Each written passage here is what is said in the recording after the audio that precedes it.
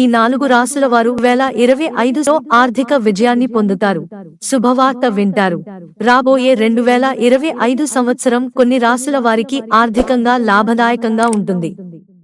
ఈ సమయం కొంతమంది అదృష్టవంతులకు డబ్బు పరంగా లాభదాయకంగా ఉంటుంది. మీరు ప్రస్తుతం ఆర్థిక సంక్షోభాన్ని ఎదుర్కొంటున్నట్లయితే 2025 సంవత్సరంలో మీకు డబ్బు సంపాదించే అవకాశం లభిస్తుంది. గ్రహాలు, నక్షత్రాల శుభ స్థానం నుండి 2025 సంవత్సరంలో ఏ రాశుల వారికి భారీ ఆర్థిక ప్రయోజనాలు లభిస్తాయో తెలుసుకోండి. మేషరాశి 2025లో మేష రాశి వారికి ఆర్థిక పరిస్థితి చాలా బాగుంటుంది. 2025 మొదటి దశలో మేష రాశి వ్యక్తుల పరిస్థితి గణనీయంగా మెరుగుపడుతుంది. మే 15, 2025 వరకు ఈ రాశి వారికి బృహస్పతి 2వ ఇంట్లో ఉంటాడు. దీని తరువాత బృహస్పతి 3వ ఇంటికి వెళ్తాడు. దీనివల్ల మేష రాశి వారికి ఖర్చులు పెరుగుతాయి. బృహస్పతి ఈ స్థానంలో ఉండటం వల్ల ఆర్థిక సమస్యలు కలుగుతాయి. ఈ సమయం కాస్త జాగ్రత్తగా ఉండాలి. వృషభ రాశి మే 2025 నుండి జూలై 2025 మధ్య సమయం వృషభ రాశి వారికి గరిష్ట ఆర్థిక ప్రయోజనాలను అందిస్తుంది. ఈ కాలంలో శని మీ 11వ ఇంట్లో ఉంటాడు. ఇది మీ ఆర్థిక స్థితిని బలపరుస్తుంది.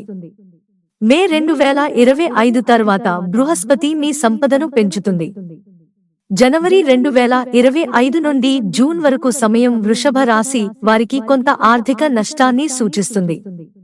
అయితే మే తర్వాత బృహస్పతి మీకు సంపదను కూడగట్టడానికి సహాయం చేస్తాడు. పెట్టుబడులకు ఇది మంచి సమయం. లాభాలు వచ్చే అవకాశాలు ఎక్కువగా ఉంటాయి. కర్కాటక రాశి వారి ఆర్థిక పరిస్థితి ఏప్రిల్ 2025 వరకు బాగానే ఉంటుంది. ఈ కాలంలో మీరు తగినంత డబ్బు సంపాదించడంలో విజయం సాధిస్తారు. ఈ సంవత్సరం మీకు మంచి మొత్తంలో ఆస్తి వచ్చే సూచనలు ఉన్నాయి. అయితే మే 2025లో కేతువు 2వ ఇంటికి మారగా రాహువు 8వ ఇంట్లో ఉంటాడు.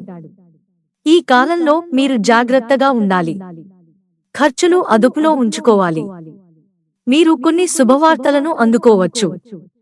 వృశ్చిక రాశి మే 2025 నుండి ఆర్థిక పరిస్థితి మెరుగుపడుతుంది.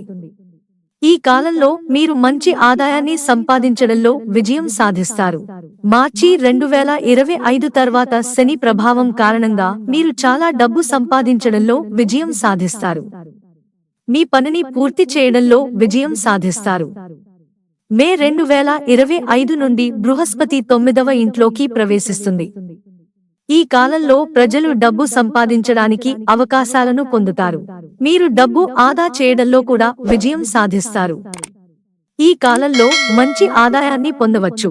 మిత్రులారా, ఛానల్ సబ్స్క్రైబ్ చేసుకోవడం మర్చిపోకండి.